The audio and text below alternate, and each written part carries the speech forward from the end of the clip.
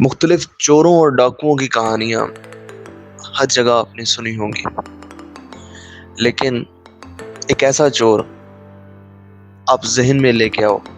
کہ جس نے آئیفل ٹاور، جی ہاں، مشہور زمانہ وہ آئیفل ٹاور جسے دیکھنے کے لیے دنیا کے شائقین کہاں کہاں سے جاتے ہیں، وہ آئیفل ٹاور بھی ایک فراڈیے، ایک کون مین نے بیچ ڈالا۔ اور یہ کوئی اور نہیں تھا، یہ ہمارے ہی معاشرے میں ایسے کئی لوگ پائے جاتے ہیں اور ہمارے ارد گرد ایسی کہانیاں ضرور ہوتی ہیں جو کہ مشہور زمانہ نہ بھی ہوں، لیکن چند لوگوں کے ذہنوں پہ پکے نقش چھوڑ کی جاتی ہے۔ اور یہ کہانی ہے آسٹریا ہنگری سے تعلق رکھنے والے ایک ہنرمند فنکار کی، کہ جسے دنیا وکٹر لسٹک کے نام سے جانتی ہے، جنہوں نے اپنے مجرمانہ کیریئر کا آغاز اس وقت کیا جب دنیا میں ورلڈ وار 1 تقریباً شروع ہو چکی تھی۔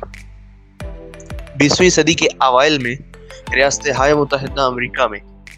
جتنے بھی چوریاں ہوئیں یا فراڈ ہوئے یا جتنی کون مین کی فراڈیلنٹ ایکٹیویٹیز کی گئیں،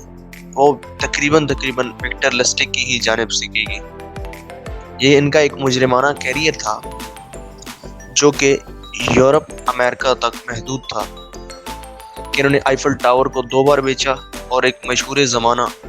رومینین باکس گھوٹالے کو بھی انجام دیا۔ وکٹر لسٹک 4 جنوری 1890 کو آسٹریا ہنگری میں پیدا ہوئے۔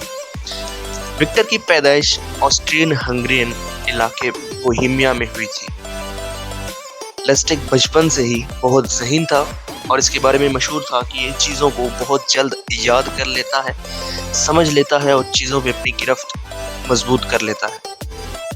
19 سال کی عمر میں پڑھائی کے دوران اس نے جوا کھیلا، اور جوئے کا ایک مشہور قصہ کہ اس نے ایک عورت کے ساتھ جوا کھیلا اور اس کے ساتھ کوئی فراڈ کیا، تو اس عورت کے بوائے فرینڈ نے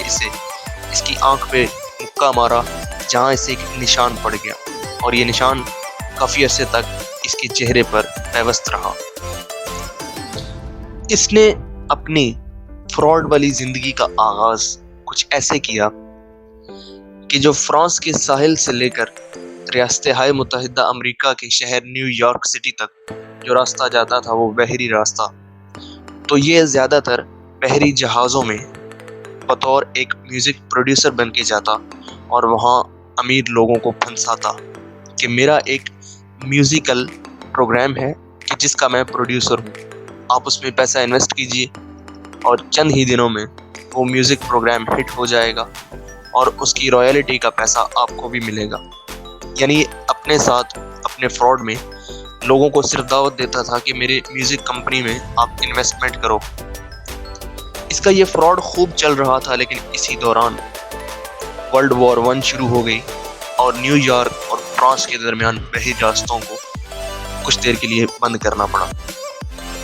دیکھتے ہی دیکھتے وکٹر لسٹک ایک مشہور زمانہ، بلکہ آپ یوں کہیے کہ بدنام زمانہ شخص کا روپ دھارتا گیا۔ 1922 میں اس نے ایک بینک کو پیسوں کے بدلے بانڈز حاصل کرنے کا ایک منصوبہ بتایا، اور بعد ازاں یہ پیسے اور بانڈز دونوں لے کر کے بھاگ گیا۔ 1925 میں لسٹک واپس فرانس آ گیا اور پیرس میں قیام پذیر ہو گیا۔ اب یہاں سے شروع ہوتا ہے اس کا دنیا میں مانا ہوا فراڈ، کہ جس کی سرخیاں دنیا کے تقریباً ہر اخبار میں رہی تھی۔ ایک دن لسٹک نے اخبار میں اشتہار دیکھا کہ مشہور زمانہ آئیفل ٹاور اس کو مینٹین کرنے کے لیے بہت مشکلات پیش آ رہی ہیں، کیونکہ ایک تو اس کا پینٹ گر رہا تھا، ایک اس کے کچھ حصے گر رہے تھے، کچھ حصوں پہ زنگ تھا، اور بہت سے مسائل درپیش تھے، کہ جس سے سٹی گورنمنٹ کو وہاں پر پیسہ لگانے میں بہت مشکل پیش آ رہی تھی، اور اس بات کی کوئی گارنٹی بھی نہیں تھی کہ کل یہ ایک کامیاب منصوبہ ثابت ہوگا کہ نہیں ہوگا، کیونکہ آئیفل ٹاور کی مشہور زمانہ جو اس کے حسن تھا، رانائی تھا، وہ گرتی ہی چلی جا رہی تھی۔ تو لسٹک نے سوچا کیوں نہ اس بات پہ ایک فراڈ کیا جائے۔ اس نے आईफल टावर को बेचने का प्रोग्राम बना लिया और उसने स्क्रैप मेटल डीलरों के एक छोटे से ग्रुप को एक बहुत ही महंगे और आलीशान होटल में एक पुरतकल्लफ दावत लेकिन एक खुफिया मीटिंग में मदऊ किया, जहां उसने अपनी शनाख्त ministry of post and telegraph के डिप्टी डायरेक्टर के जनरल के तौर पे की। और इस खुफिया मीटिंग में उसने ये बताया कि आईफल टावर की देखभाल पेरिस के लिए बहुत मुश्किल होती जा रही है और फ्रांसीसी हुकूमत इसे स्क्रैप के लिए बेचना चाहती है, लेकिन चूंकि ऐसा मुआहिदा बहुत ही ज़्यादा मुतनाज़ होगा और ये हकीकत तौर पे और मुमकिना तौर पे अवामी गम और गुस्से को जन्म देगा, इसीलिए कुछ नहीं हो सकता फ़िलहाल इसके बारे में, और हुकूमत यही सोच रही है कि इसको बेच दिया जाए। तमाम तफसीलात के बारे में आम आवाम को बाद में आगाह कर दिया जाएगा। और लस्टिग ने ये इंकशाफ किया कि इन स्क्रैप मेटल डीलर्स की जो मीटिंग हो रही है, इनको मुंतखब करने का वो इंचार्ज था, वो ढांचे की मलकियत हासिल करेगा, और ये दावा किया कि ग्रुप को ईमानदार ताजिर के तौर पे उनकी साख की वजह से एहतियात से मुंतखब किया गया। और इसकी तकरीर में ये भी कहा गया